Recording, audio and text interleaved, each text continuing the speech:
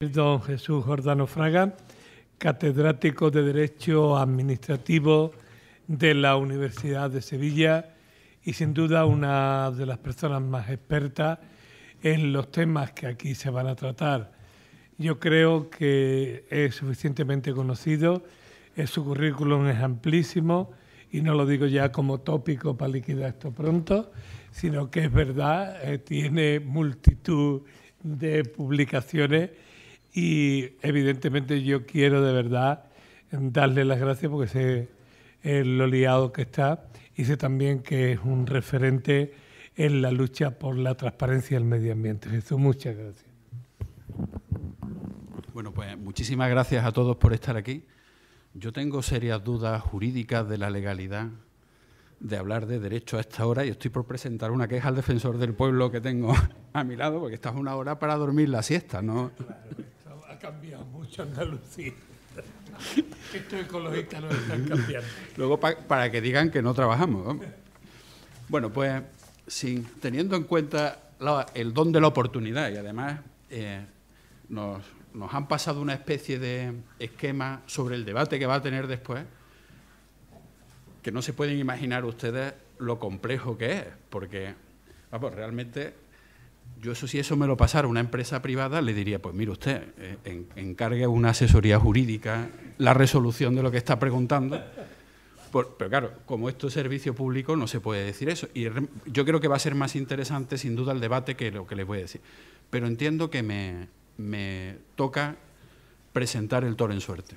Es para mí un verdadero honor estar aquí de la mano del defensor del pueblo. Yo creo en las instituciones, porque pasa que esto empieza a ser un artículo de fe con los tiempos que están corriendo. Pero la verdad es que yo siempre he creído en las instituciones, creo en el sistema democrático, creo en el Estado de Derecho y entonces la verdad que estar con una de las instituciones más importantes que tienen la defensa sobre todo del núcleo de derechos fundamentales, pues yo lo entiendo como un verdadero privilegio.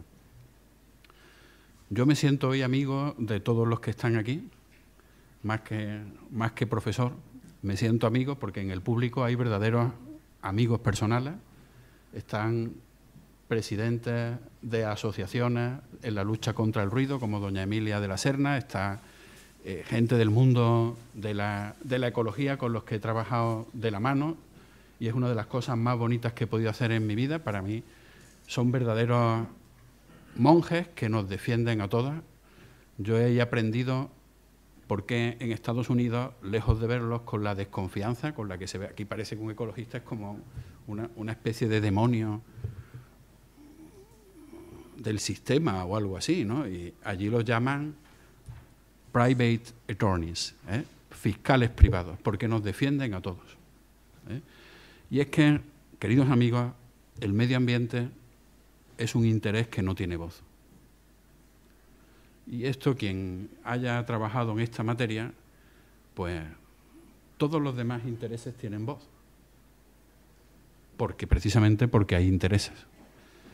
Pero, cuando se aprueba un plan urbanístico, les aseguro que los propietarios de suelo están sobrerepresentados en el procedimiento de participación. Pero el problema es cuando en nuestra sociedad, y esto es culpa del derecho, esto sería algo que no me quiero meter porque es muy filosófico, pero en realidad el derecho protege a quien tiene dinero.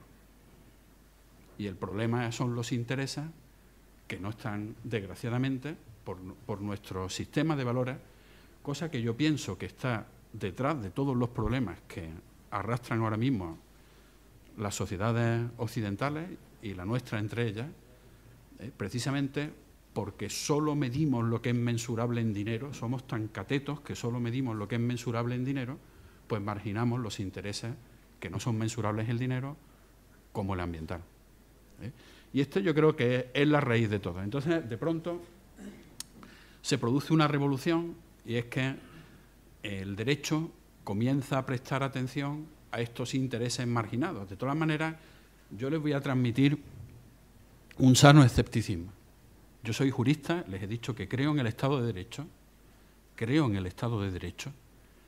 pero desgraciadamente el derecho tiene sus limitaciones, tiene muchísimas limitaciones. Yo he captado lo que ha querido decir el defensor del pueblo cuando ha hablado de este poder casi taumatúrgico que hoy se atribuye a la transparencia. Y cómo no pensar eso, ¿eh? ¿Cómo no pensar eso cuando en el objeto del proyecto de ley de transparencia se está discutiendo si metemos o no a la corona, ya le vale, y sin embargo no están los partidos políticos en el ámbito del objeto de la ley de transparencia, ¿eh? Entonces, ¿qué quieren que les diga? Bueno, realmente el tema es muy bonito porque muestra que no todo va a peor, hay cosas que van a mejor. Realmente la libertad de información en materia de medio ambiente, desde el punto de vista técnico, yo tendría que decirles que es una directiva de segunda generación. Es toda la legislación que tenemos, que ahora vamos a ver, aunque sea esquemáticamente, y lo que es más interesante, ver cuál ha sido su aplicación práctica, pues trae causa, como casi todo el derecho ambiental que tenemos en España y en Andalucía, trae causa de directivas europeas.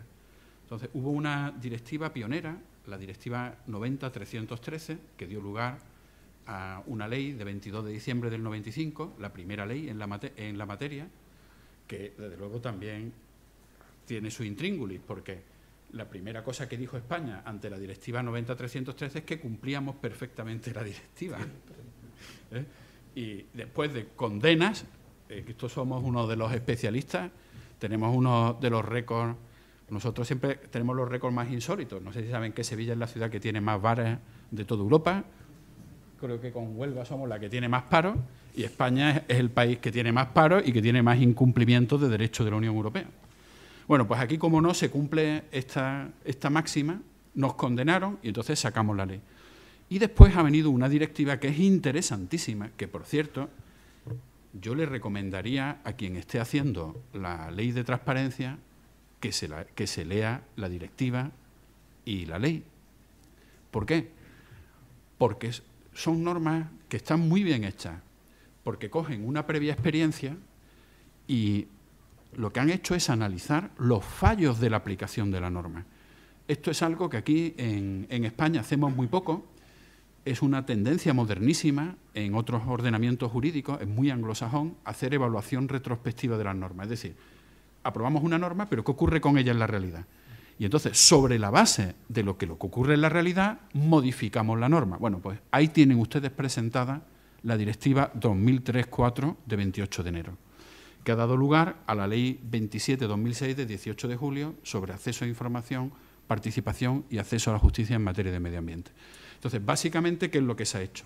Se ha cogido la experiencia de aplicación de la Directiva 90-313, se ha visto cuáles eran sus fallas y se ha intentado operar modificando sobre sus fallos.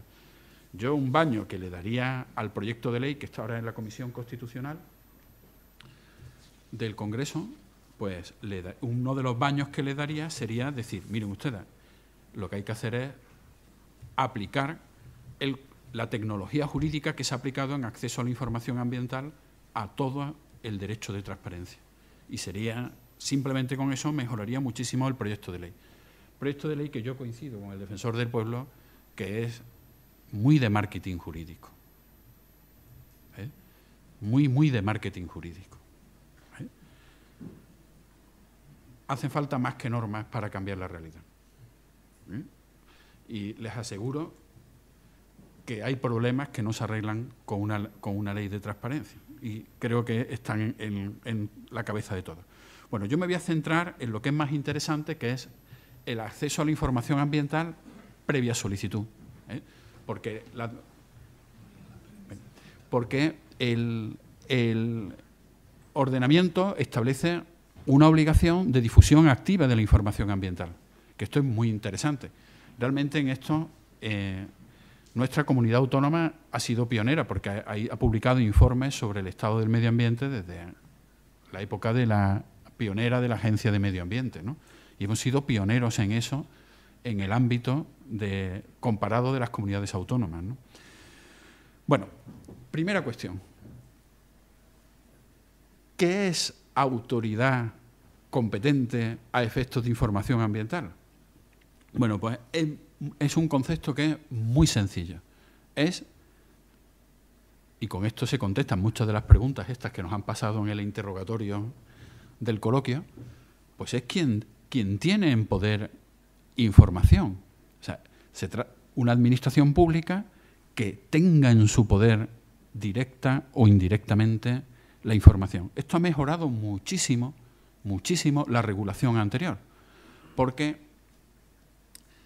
antes era un follón determinar quién era la autoridad competente, qué ocurría cuando era un concesionario o una sociedad mercantil instrumental de la administración pública. Hoy directamente yo me dirijo a quien tenga en su poder la información, directa o indirectamente.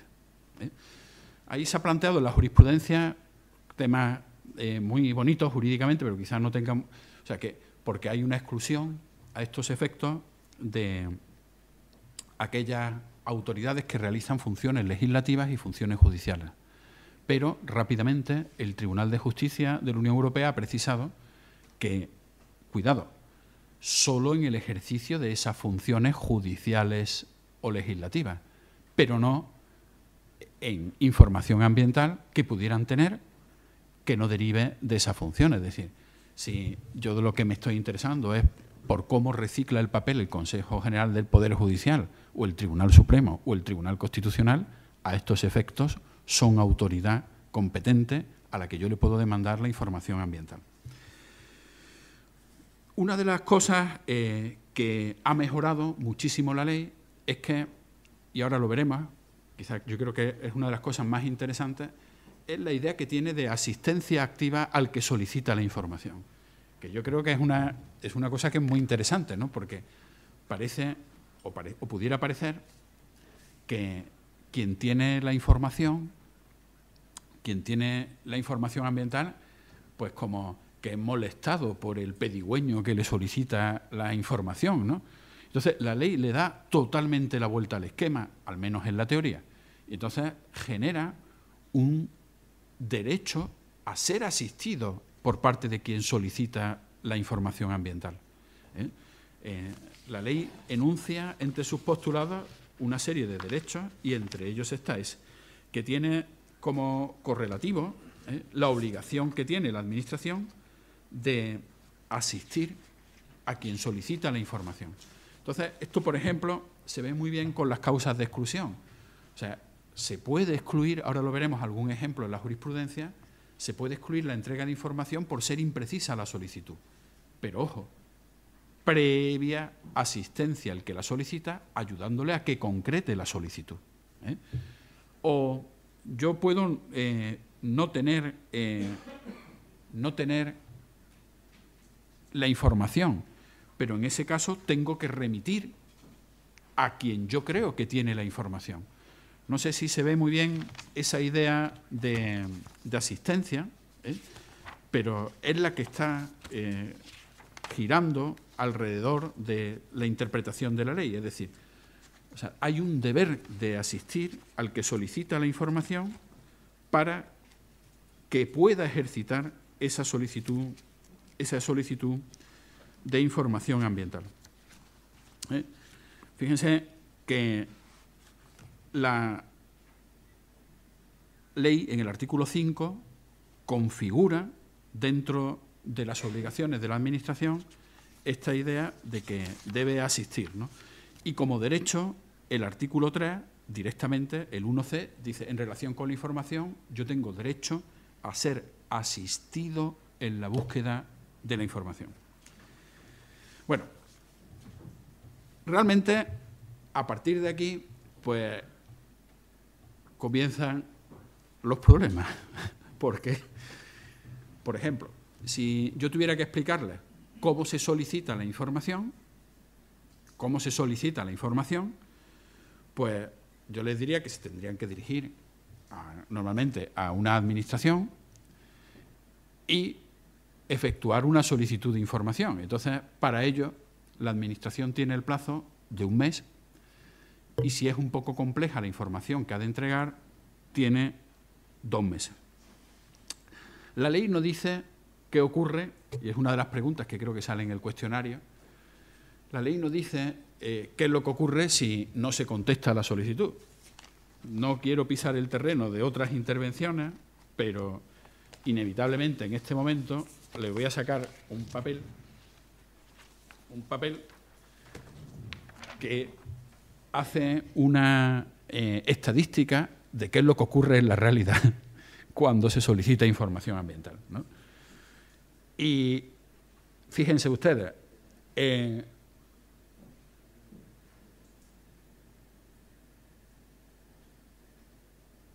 el 65% no se contesta.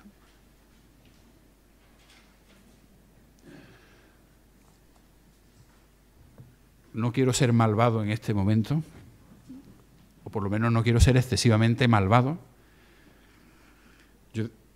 pero es inevitable decir, qué torpeza, qué gran torpeza, de todo punto de vista, pero incluso jurídicamente es una torpeza, porque yo creo que uno de los problemas, aparte del que le voy a decir, uno de los problemas que tiene la regulación es que hemos traspuesto una directiva europea sin tener en cuenta que la tenemos que aplicar en España.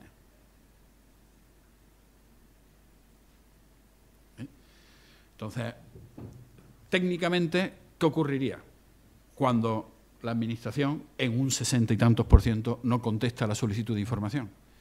Pues miren ustedes, lo que ocurriría es que se produce silencio positivo. Entonces, alguien podría decir, oh, estamos contentos, me han dicho que sí.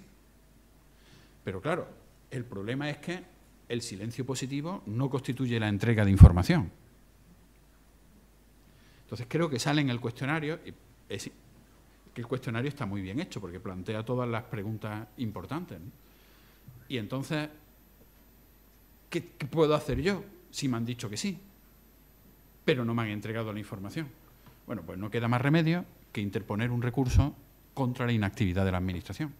Entonces, yo requeriría a la Administración y, de acuerdo con el 29, no ha atendido el requerimiento, me voy directamente al contencioso. Yo no sé si puedo decirlo de una forma más gráfica de la que lo voy a decir, pero miren ustedes, yo no odio a nadie lo suficiente como para desearle que tenga un contencioso administrativo. Y tengo 47 años y ya simplemente por una razón estadística me habré topado en mi vida con malnacidos. El tonto estadístico, que saben ustedes que es el 10%. Bueno, pues a nadie odio lo bastante como para desearle un contencioso administrativo. Pero vamos, por la sencilla razón de que si hay algún juez en la sala que me diga lo contrario, creo que ahora mismo se está señalando ya para junio del 2014.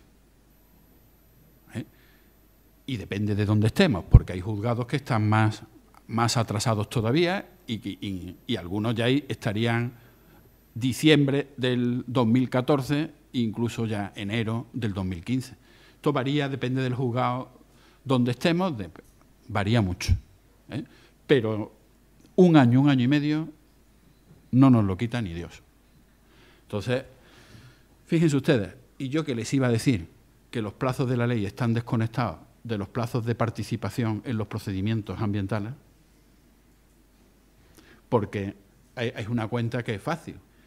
Si el plazo medio de información pública son 30 días y yo puedo entregar, si la información es compleja, lo cual va a ocurrir muy frecuentemente, en 2 meses, pues miren ustedes, salvo que tengamos muchos festivos de por medio, a mí me pueden entregar la información fuera de plazo de periodo hábil de información pública.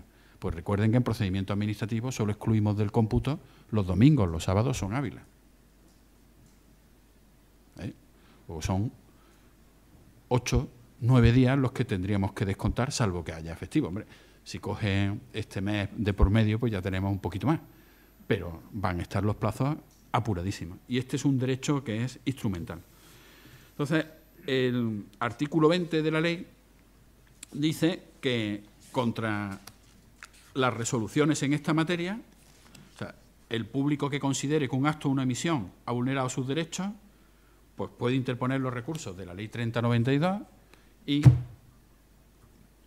los de la Ley de la Jurisdicción. Bueno, algo ha mejorado la regulación, porque fíjense, antes era más cruel todavía, porque se decía que agotaba la vía administrativa la resolución en todo caso, con lo cual, y no había recurso administrativo, y me obligaban a un contencioso. O sea, antes era más perverso. Desde este punto de vista ha mejorado la regulación. Pero claro, la regulación, como ustedes pueden comprender, es totalmente insatisfactoria. Bueno, ahora yo tendría que explicarles el régimen de las excepciones, que está en el artículo 13 de la ley. Realmente eso tendría muchísimo que explicar y nos tendríamos que meter en muchísimas profundidades. Yo creo que lo más bonito es que veamos las excepciones a la luz de la jurisprudencia. O sea, que vayamos yendo una a una las excepciones del artículo 13 y veamos qué es lo que ha dicho la jurisprudencia en interpretación de esta tecnología de libertad de información en materia de medio ambiente. Bueno, lo primero, realmente, que ha dicho la jurisprudencia y que hoy está en la ley, es que todas las excepciones son de interpretación restrictiva. Eso es algo que hoy lo dice la propia ley, no es algo que ya solo digan los tribunales. Los tribunales, si cogemos todas las sentencias, he pasado una hoja donde tienen ustedes un estudio valiosísimo de una especialista en medio ambiente, que es Lucía Casado, que analiza la jurisprudencia hasta el 2009, pero está muy, muy, muy al día.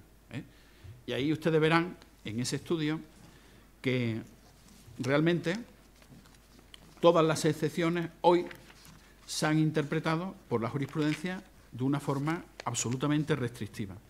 Pero es que hoy es la propia ley la que dice que las excepciones a la entrega de información han de interpretarse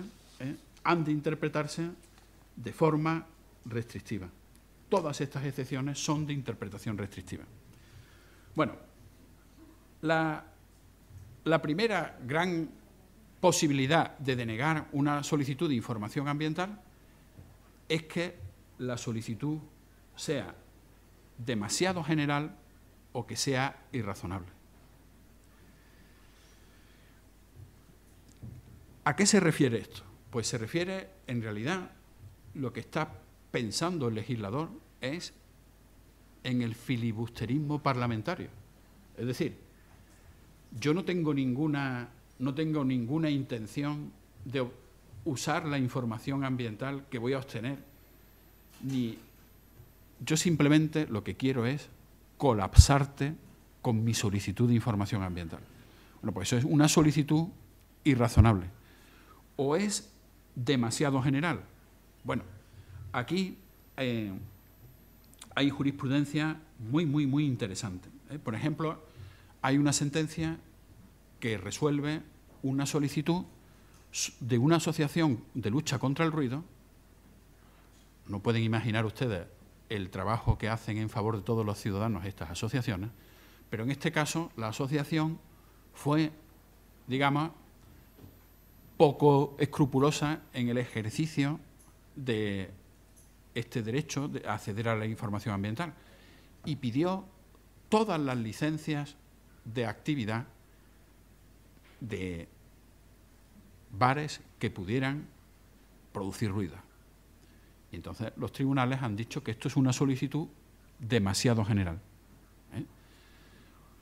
Hay otra sentencia, sin embargo, que es de 26 de abril de 2006, en la cual estima que no es demasiado general una solicitud de todas las licencias que se han dado en suelo no urbanizable. Parece que está más concretada a un ámbito territorial determinado el objeto de actuación administrativa. Y como tampoco se dan tantas licencias en suelo no urbanizable, pues el tribunal entendió que esta solicitud no era demasiado general. Cuando se formula la palabra todo en la solicitud, uno está poniendo en peligro, yo quiero saber cuáles son todas, pues uno está poniendo en peligro, puedo poner en peligro la propia solicitud de información ambiental. Hay una sentencia, yo creo que el líder, por cierto, el ponente de la sentencia es un magistrado que es sevillano. No sé si ustedes tienen aquí nos conocemos, de luego, en el ámbito jurídico casi todas. Me estoy refiriendo a Rafael Fernández Valverde, que es un gran jurista, y si ustedes me lo permiten, es el gran, así como en otra época el gran ponente ambiental del Tribunal Supremo fue González Navarro, hoy lo es Rafael Fernández Valverde. Falta nos haría un juez como este aquí en el Tribunal Superior de Justicia. Porque tengo que decir, y lo hago en el ejercicio de mi libertad de cátedra, que la sensibilidad ambiental del Tribunal Superior de Justicia deja muchísimo que desear.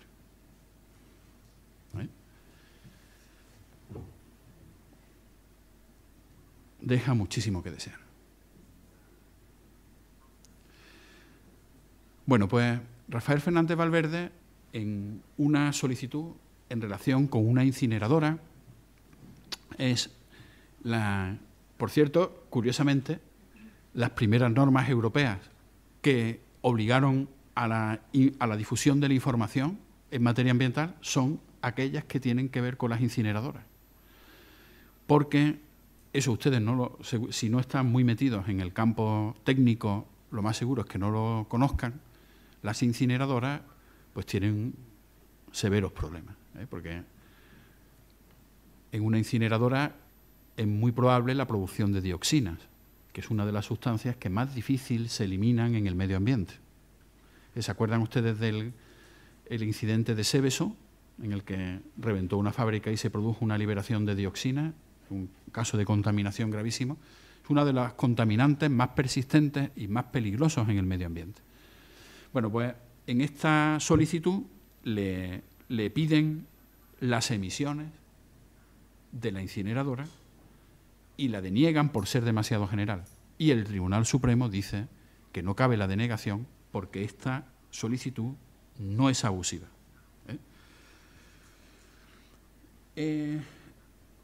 Yo puedo denegar la información ambiental si se refiere a datos inconclusos. Este es uno de los caballos de batalla de las solicitudes de información ambiental.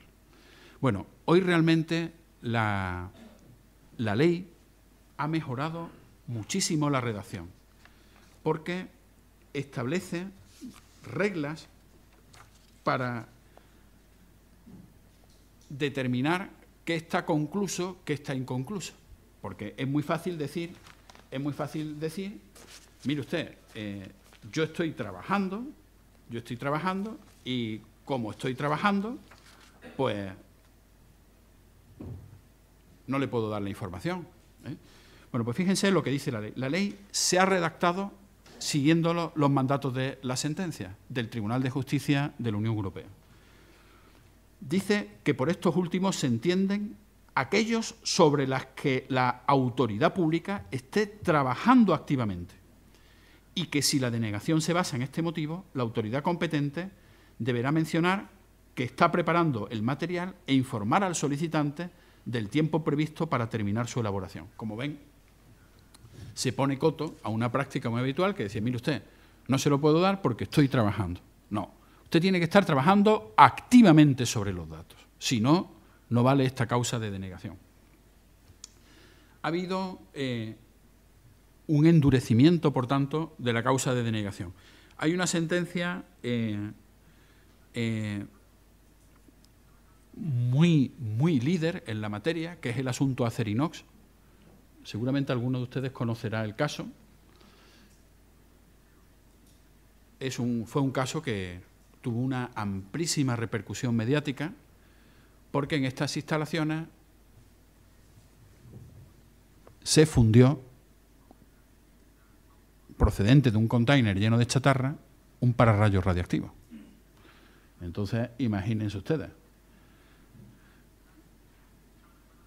Nos dijeron que estábamos provocando una nube radiactiva desde Acerinox. La nube radiactiva llegó a Centro Europa. Para que vean ustedes esto del medio ambiente,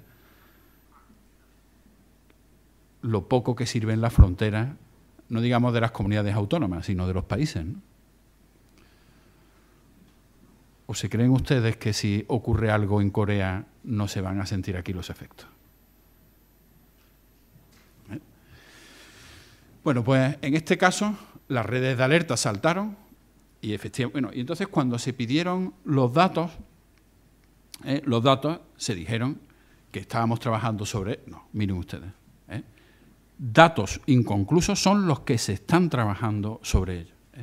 Por cierto, esta sentencia da acceso a una cosa muy controvertida que son las actas de inspección. Las actas de inspección son documentos a los que se puede acceder por libertad de información sin ningún problema de acuerdo con esta sentencia. Y luego hay muchas más en las que se dice que si este es un concepto restrictivo, ya en delito, más todavía cuando se trata del ámbito administrativo sancionador o disciplinario. Bueno, luego tenemos toda un conjunto de causas de exclusión a la libertad de información que suponen la existencia de una causa de denegación con motivo en la ley por razón de protección de la información.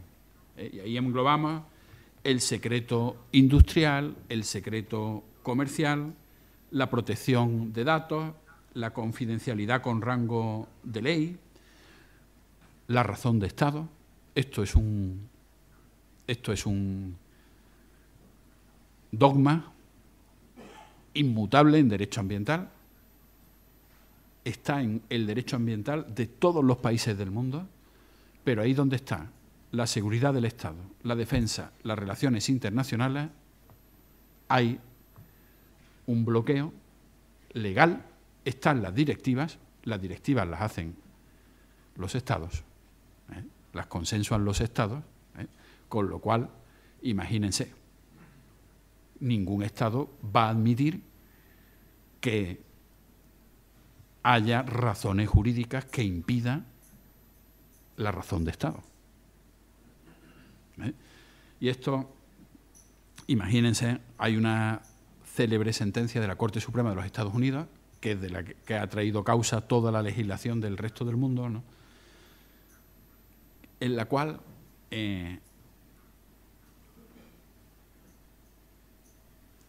una coordinadora de ciudadanos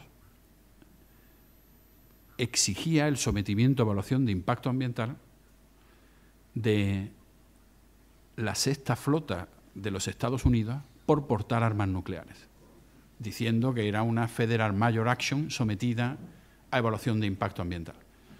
Y la Corte Suprema se salió y dijo que haya armas nucleares es secreto militar.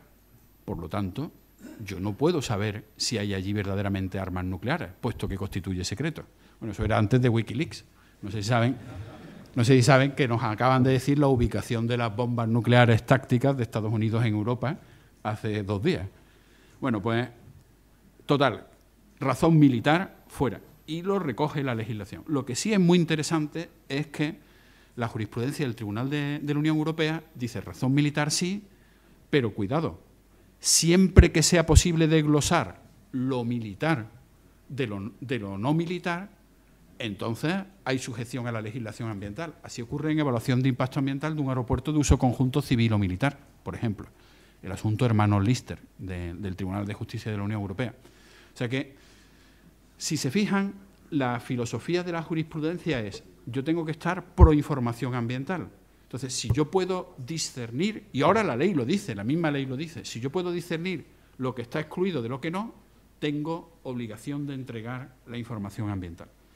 Y así ocurre también en materia en materia de evaluación de impacto ambiental o en materia de información ambiental. Es decir, miren ustedes, vamos a ser serios. Revelar dónde están los búnkers que protegen a la aviación de combate española del ataque enemigo para que los destruyan en tierra. Saben ustedes que un avión caza cuesta una fortuna y están en un búnker para evitar que sean destruidas en tierra antes de despegar. Sin un ataque sorpresa, imagínense ustedes que la aviación real de Marruecos nos coge el día de fin de año y nos destruye toda la aviación, nos quedamos sin defensa. Bueno, pues evidentemente ese es un dato que está protegido y que jamás habrá que entregar. Pero datos de vertidos o de emisiones, eso son ya otra cosa. Siempre que no pongan en peligro la razón de Estado, ¿no? O sea, siempre que se puede discernir, ha de discernirse, incluso donde está la razón de Estado. Bueno, lo del secreto industrial y comercial, cuidado, porque la propia ley en el artículo 5 establece, en el artículo 13, apartado 5, establece que ni siquiera cuando se trata de valores protegidos por la ley, como puede ser el secreto industrial o comercial, son aplicables cuando se trata de emisiones. Es decir, si se trata de emisiones, no hay excepción en el secreto industrial o comercial. Luego, hay algunas exclusiones, que por cierto, alguna de ellas se ha colado en la ley de transparencia, y me ha divertido que se haya colado en la ley de transparencia, porque realmente, o sea, es insólito que alguien se haya acordado de eso, pero que no se esté acordando de la tecnología activa de acceso a la información que estamos viendo.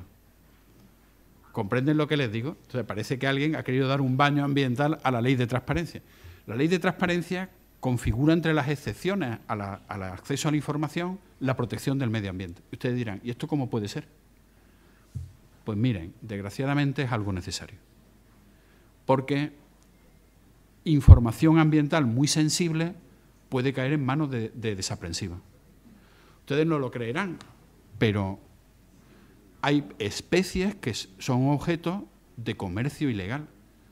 Ocurre, por ejemplo, con una especie que tenemos presente en Andalucía, que para mí es una de las más bonitas de la creación. Bueno, es la más rápida, no sé si lo saben, más rápida que el guepardo, el halcón peregrino.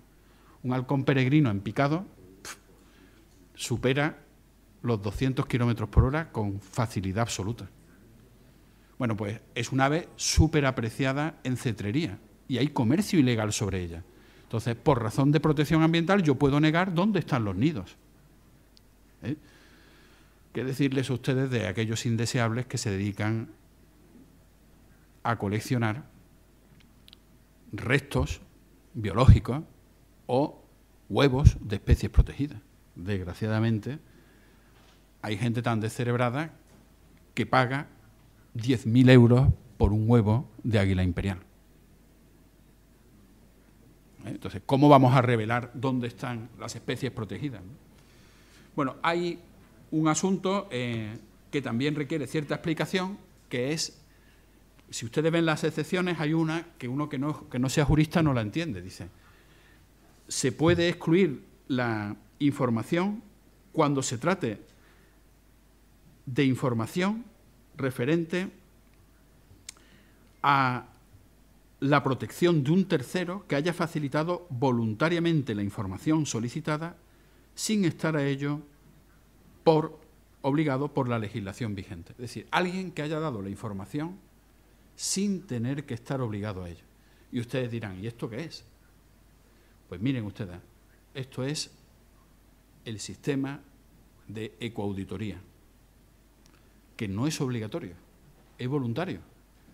El sistema EMAS, el sistema de gestión medioambiental, es voluntario, no es obligatorio. Bueno, cuidado que hay ahora algunas leyes que lo están convirtiendo en obligatorio, pero es la excepción. Pero lo normal es que uno se someta voluntariamente al sistema de ecoauditoría. ¿Y qué hay aquí? Pues hay una norma de fomento jurídico. Es decir, miren ustedes, si yo voluntariamente me someto al EMAS y encima me va a traer perjuicio, ¿quién se va a someter en su sano juicio al EMAS? Entonces, para fomentar la ecoauditoría, ¿qué es lo que se hace? Excluir, salvo que uno voluntariamente lo diga, esa información.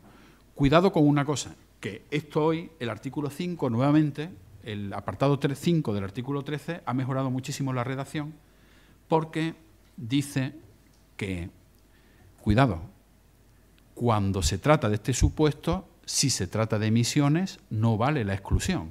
Es decir, como vimos antes, todo lo que se trata de emisiones es súper delicado.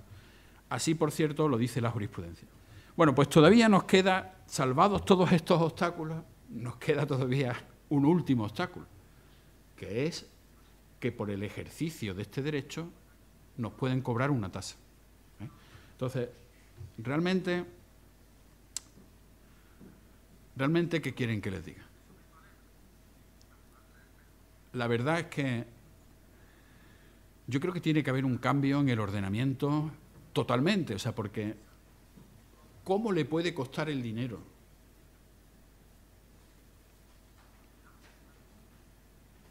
a quien defiende el medio ambiente?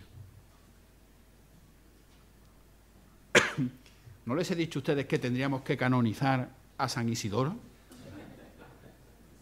Profesor de matemáticas y que dedica su tiempo y su salud a defender el medio ambiente de todos y que es artífice de grandes victorias ambientalistas, que por cierto nos han beneficiado a todos, porque cuando se estaban inyectando sustancias tóxicas en acuíferos de reserva de los que bebemos en sequía, que vendrá la sequía,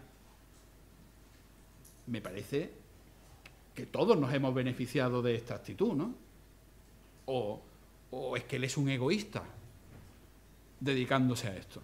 Entonces, que encima le cueste el dinero a quien está actuando como fiscal privado, pues la verdad que es una broma de mal gusto.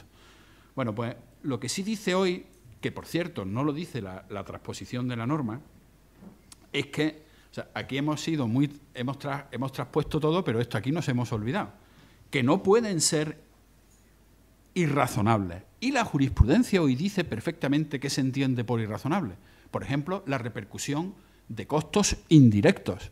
Es decir, no, mire usted, yo le cobro a usted las fotocopias o el CD y además, como yo tengo aquí un funcionario trabajando, le cobro su cuota alícuota del sueldo del personal o en los gastos de mantenimiento o tal. Y otra cosa que está prohibido es cobrar si no hay entrega. Vamos, esto ya, que lo haya dicho la jurisprudencia, vamos, estaría plus, ¿no? Que encima, si no te han entregado, te pudieran cobrar, ¿no? En fin, como ven, yo creo que tenemos una legislación que es muy interesante, que técnicamente es muy perfecta,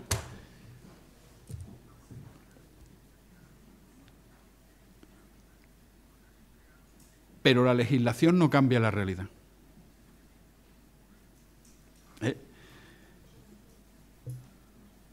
Sancho Panza recibió una carta de Don Quijote con los consejos del buen gobierno, que no tiene desperdicio.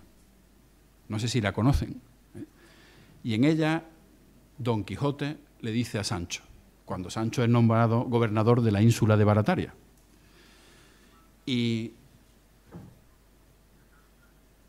le dice Don Quijote, Sancho, no hagas muchas pragmáticas, no hagas muchas leyes, y las pocas que hagas, que se cumplan, para que no te pase como Viga, el rey de las ranas, que se hinchó de hacer pragmáticas y se le subieron todas las ranas a la espalda. Bueno, pues muchísimas gracias. Yo creo que van a disfrutar ustedes más con el debate. Perdonen por la aridez del derecho, sobre todo a esta hora introspectiva.